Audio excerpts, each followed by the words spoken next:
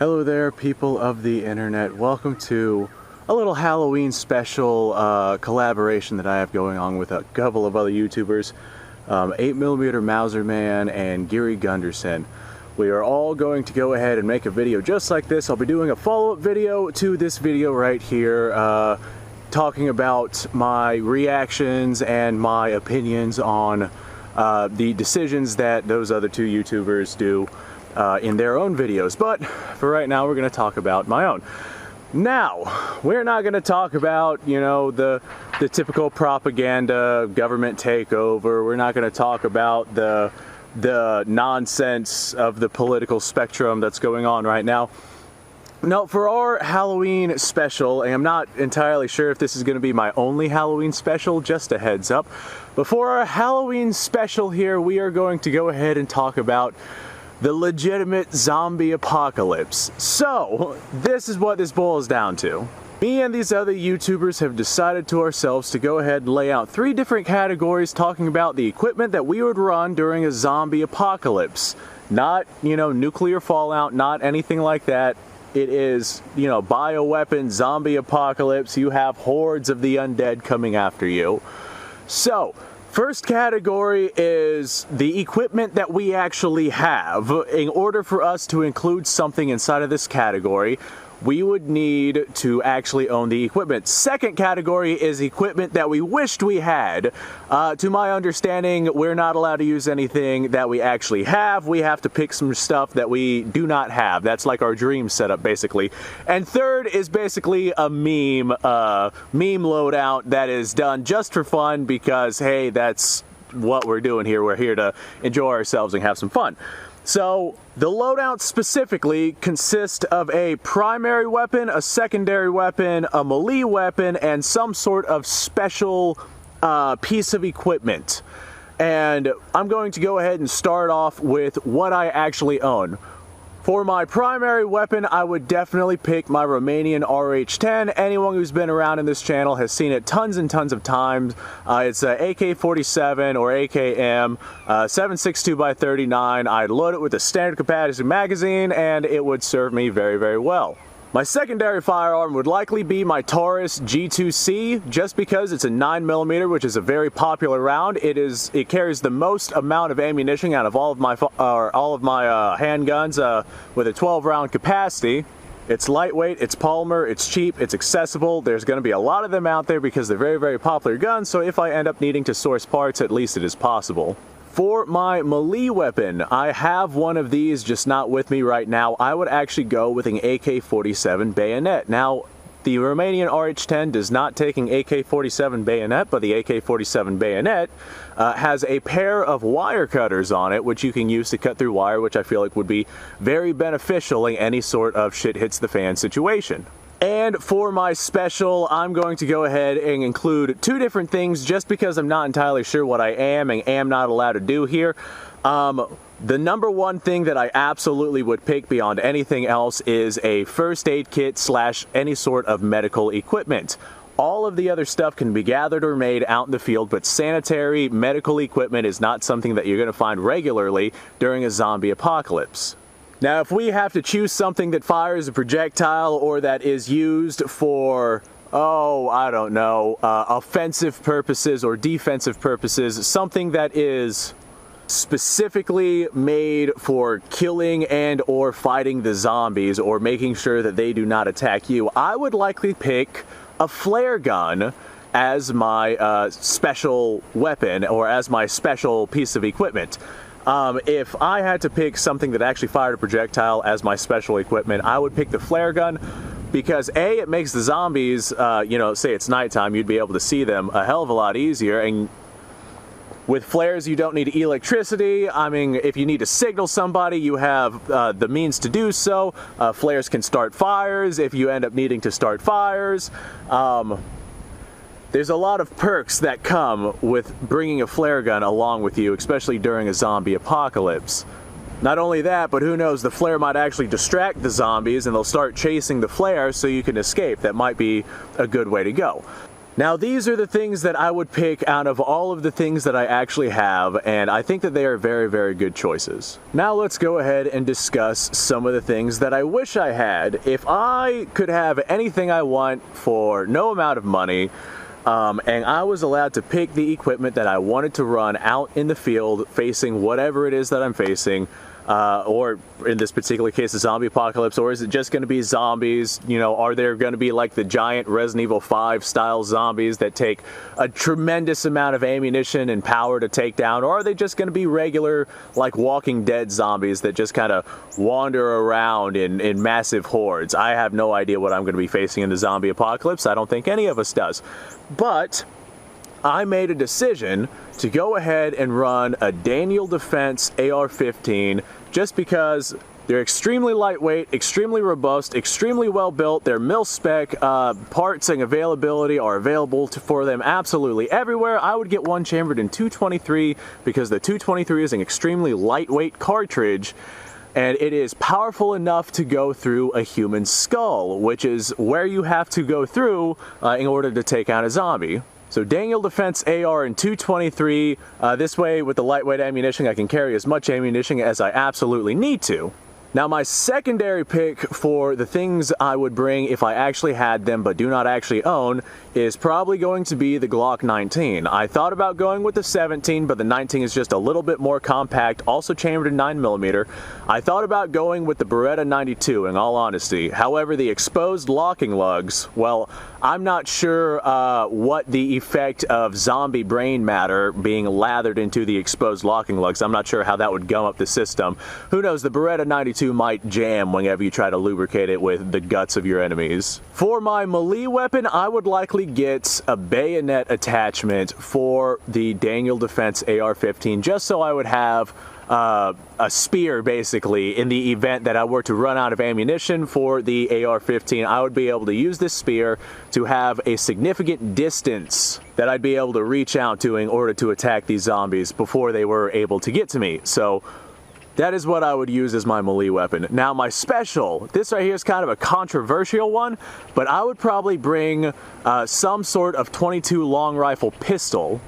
I have the same mindset that I had with the AR-15, meaning I could carry quite a bit of ammunition with me. The 22 long rifle, you can carry a lot of ammunition with you, and it is more than capable of taking out or passing through a human skull to take out a zombie. So let's say there was a massive horde of zombies, and if you're carrying 300 rounds of 223, that's a lot of ammo. That'll probably get the job done, but there's no guarantee you'll get that job done, especially if you're in the city. But you could carry probably about 1,000 rounds of 22 long rifle for roughly the same equivalency of weight.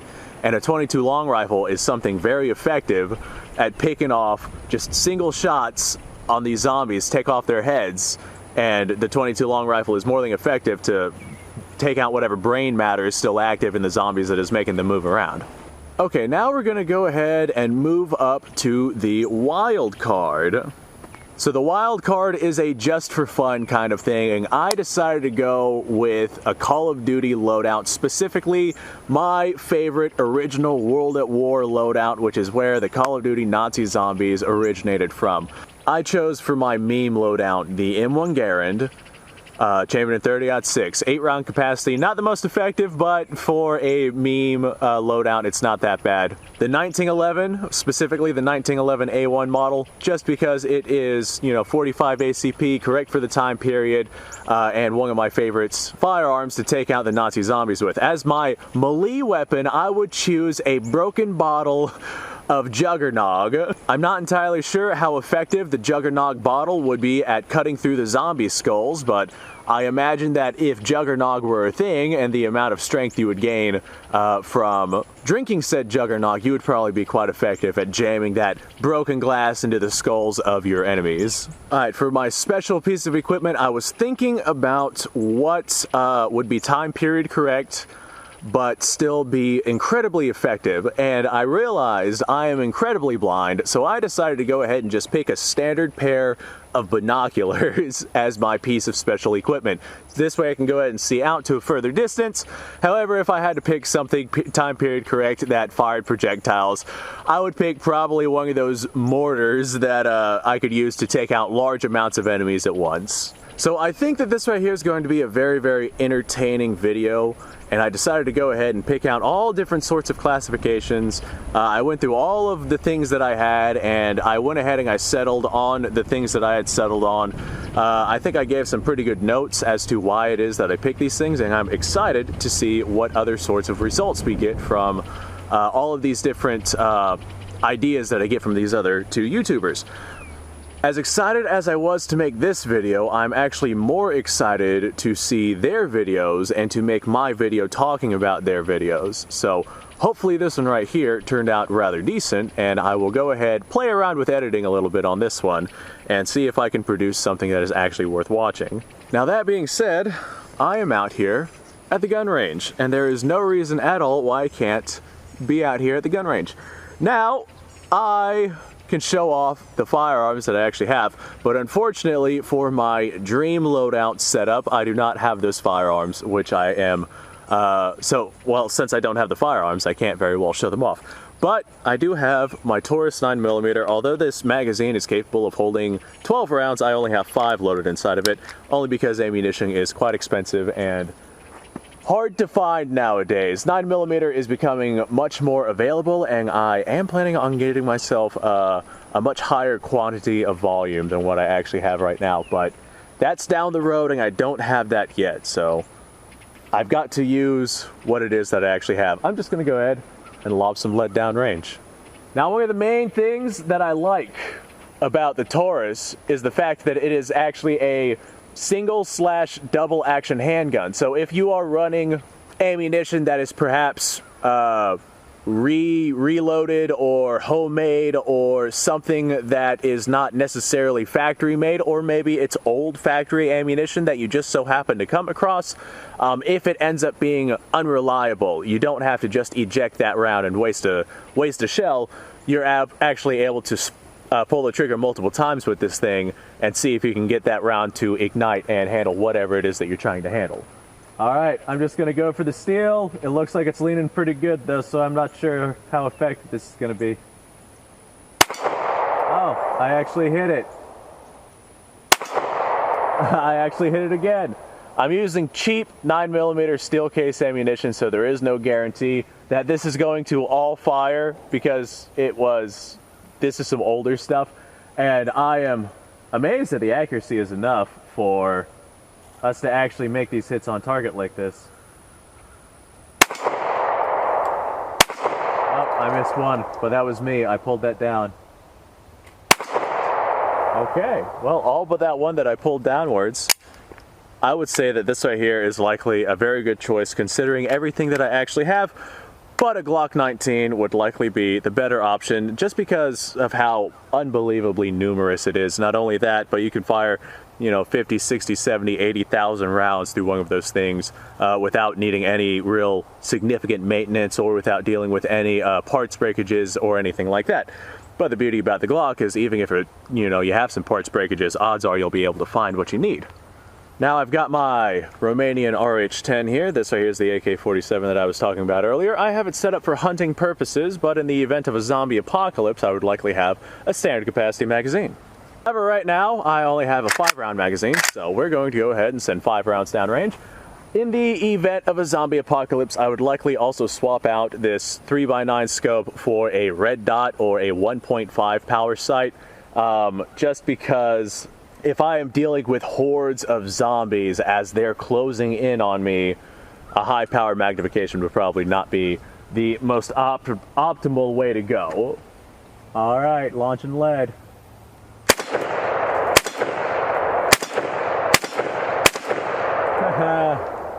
That was amazing. I love this AK-47.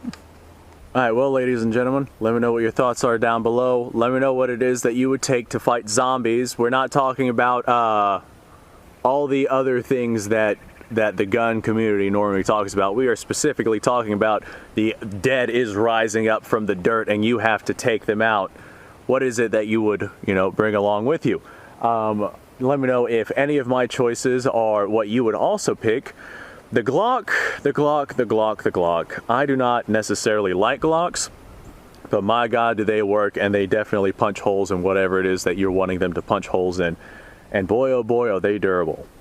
Anyway, folks, subscribe to the channel if you want to see more, because I do this stuff all the time. Like the video if you like the video, and description down below has a bunch of links to all sorts of stuff, including an email sign-up list. That is my just-in-case fallback plan in case anything happens to this channel.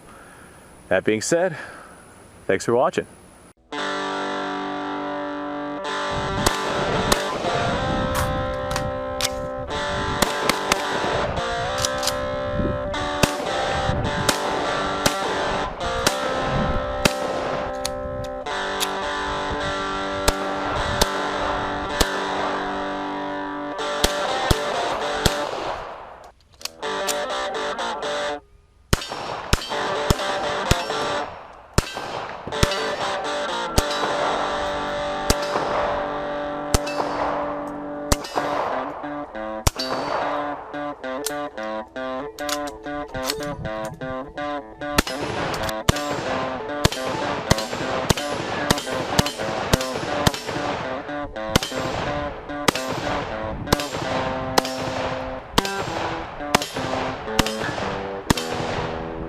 Been a little while since I've done this.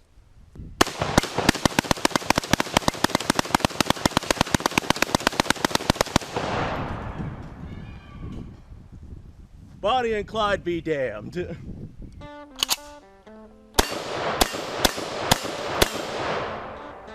poor man's Garen.